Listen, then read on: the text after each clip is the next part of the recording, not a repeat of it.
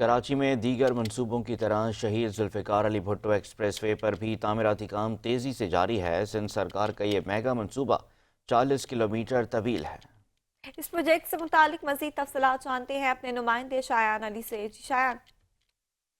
हाँ जी बिल्कुल, मैं इस वक्त रिपोर्ट कर रहा हूँ कराची कोरंगी के इस शाहराह पे जो कि कयूमाबाद से क्रॉसिंग की तरफ जाता है। ये रोड जो है काफ़ी शहरियों के लिए जो है वो अजियत का सबब बनता रहा है, जिसके लिए जो है इस वक्त हमें दिखाई दे रहा है कि पीपल्स पार्टी के नुमाइंदगान जो है काफ़ी कोशा नज़र आ रहे हैं और इसके लिए जो है एक प्रोजेक्ट जो है मुतारिफ करवाया गया है, जिसका जो है वो मलिर एक्सप्रेस वे का ये प्रोजेक्ट है, जिसको नाम दे दिया गया है शहीद जुल्फ़िकार अली भुट्टो का।